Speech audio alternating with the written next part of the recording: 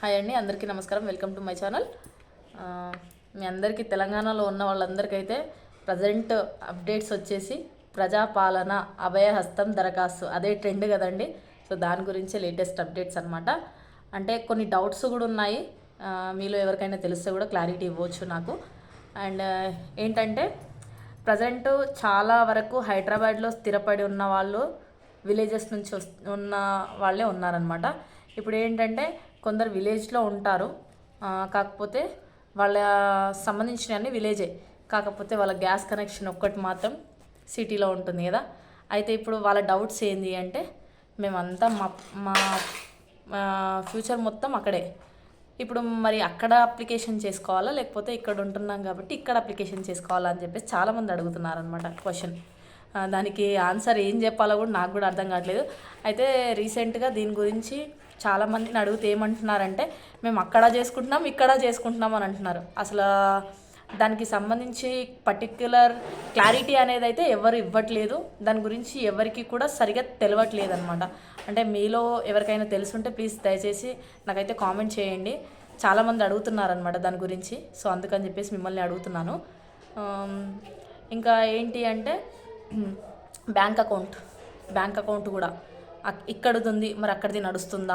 కొందరికి ఏంటంటే 3 ఎకరాల్లో పొలం ఉంది, జస్ట్ పొలం మాత్రమే ఉంది, మిగతా అంతా ఇక్కడే వాళ్ళ రేషన్తో. అయితే ఇప్పుడు ఏంటంటే ప్రాబ్లం ఇక్కడ వచ్చింది, ఇది ఇప్పుడు మన దరఖాస్తుల స్వీకరణ అనేది ఐదర్ రేషన్ కార్డ్ త్రూ అవుతుందా లేదా ఆధార్ త్రూ అవుతుందా, ఐదర్ ఓటర్ ఐడి త్రూ అవుతుందా అనేది చెప్పేసి ఒక పెద్ద క్వశ్చన్ మార్క్ అండి. దేని త్రూ అవుతుందని మాత్రం తెలియదు. అయితే ఇప్పుడు దరఖాస్తుల స్వీకరణ మాత్రం అక్కడ, అంటే ప్రజలు ఎట్లా ఉంటున్నారు అంటే ఎక్కడ ఉంటే అక్కడ, ప్లస్ ఇంకోటి ఏంటంటే వాళ్ళ స్వంత ఊర్లలో అట్లా అప్లికేషన్ చేసుకుంటున్నారనమాట. నాకైతే ఏది కూడా సరిగా దాని గురించి ఇంకా క్లారిటీ రాలేదు. నేనైతే ప్రజెంట్ ఊర్లోనే చెయ్యాలి అని చెప్పేసి అయితే అందరికీ చెప్తున్నాను. కాకపోతే ఈ క్వశ్చన్కి మాత్రం నేను ఏం ఆన్సర్ చేయలేకపోతున్నాను అనమాట. ఏంటి, గ్యాస్ కనెక్షన్ ఒకటి. ఓకే. అండ్ ఇంకొక పెద్ద క్వశ్చన్ ఏంటంటే, ఆధార్లో వచ్చేసి ఆడవాళ్లకు సామాన్యంగా ఏంటంటే పెళ్ళి కాకముందు సర్నేమ్ ఒకటి ఉంటుంది, పెళ్ళి అయినాక సర్నేమ్ చేంజ్ చేయించుకుంటారు. యాక్చువల్గా అయితే నేను నా వరకు వచ్చిన వాళ్ళకి మాత్రం సర్నేమ్ చేంజ్ చేయించుకోకండి అని చెప్పేసి చెప్తాను. అంటే ఫర్ ద పర్పస్ ఏంటంటే 10th మెమోన్ బేస్ అయ్యే ఫర్ ద ఫ్యూచర్ అనేది మనకు ఉంటుంది, అవునా. అయితే చాలా వరకు ఏం చేస్తారంటే పెళ్ళి అయింది కదా మా సర్నేమ్ చేంజ్ చేయించుకుంటాము అని చెప్పేసి అంటారు కదా. అయితే ఏంటంటే ఇప్పుడు రేషన్ కార్డులో ఒకవేళ మేము అప్లికేషన్స్ పెట్టుకుంటే ఇప్పుడు సర్నేమ్ మాది అమ్మ వాళ్ళ ఇంటి పేరుంది, సో ఇప్పుడు మేము ఆధార్ కూడా చేంజ్ చేయించుకోవాలని చెప్పేసి అంటున్నారు. అంటే అట్లే పెట్టొచ్చా లేదా అని కూడా అడుగుతున్నారు. చాలా వరకు అందరికీ విజ్ఞప్తి అండి, అసలు సర్నేమ్ చెయ్యాలి అనే రూల్ అయితే ఎక్కడా కూడా లేదు. ఐదర్ అది మీ ఇష్టం ఉంటే చేయించుకోండి, లేకపోతే లేదు, కానీ మ్యాండేటరీ మాత్రం కాదు, అది అవసరం లేదు. మళ్ళీ చెప్తున్నాను, సర్నేమ్ చేంజ్ చేయించుకోవాలన్నది మాత్రం మ్యాండేటరీ కాదు.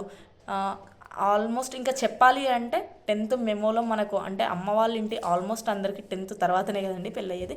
సో అమ్మ వాళ్ళ ఇంటి పేరు ఉంచుకోవడం ఉత్తమం, ఫ్యూచర్లో అనేది ప్రాబ్లమ్స్ రావన్నమాట దానివల్ల. అండ్ ఇంకోటి పాన్ కార్డ్స్. అంటే రీసెంట్గా నేను ఒక 3-4 డేస్లో ఒక 400 వరకు పాన్ కార్డ్స్ అయితే చేసి ఉంటుంటాను. అయితే ఇప్పుడు పాన్ కార్డ్స్లో ఏంటంటే అమ్మాయి నేమ్ తర్వాత father name either mother name మాత్రమే అడుగుతుంది అనమాట. అయితే చాలామంది ఏంటంటే మాకు మ్యారేజ్ అయిపోయింది, మా హస్బెండ్ నేమ్ రావాలి అని చెప్పేసి ఐదర్ అమ్మాయిలు అదే అడుగుతున్నారు, ప్లస్ వాళ్ళ హస్బెండ్స్ కూడా అదే అడుగుతున్నారు అనమాట, వాళ్ళ నాన్నది ఎందుకు వస్తుంది అని చెప్పేసి. సెంట్రల్ దాంట్లో పాన్ కార్డులో అండి ఎక్కడా కూడా ఏమంటారు హస్బెండ్ నేమ్ అని అడగదు, father name either mother name. ఇది కొంతమందికి తెలుసు, కొంతమందికి తెలియదు. తెలియని వాళ్ళ గురించి చెప్తున్నాను. ప్లీజ్ కొంచెం దాని గురించి ఏంటంటే మీరు కొంచెం ఆలోచించండి. ఆ పేపర్లో ఎక్కడైనా మీకు హస్బెండ్ నేమ్ అనేది కనిపిస్తుందా అని చెప్పేసి చూడండి, అదొకటి. ఓకేనండి. మరిన్ని అప్డేట్స్ కోసం అయితే నా ఛానల్ సబ్స్క్రైబ్ చేసుకోండి. Thank you for watching. ఈ వీడియో కనుక నచ్చినట్టయితే, మీకు పడుతుందని అనుకుంటున్నాను, నచ్చినట్టుంటే ఒక లైక్ అయితే ఇచ్చుకోండి. Thank you for watching.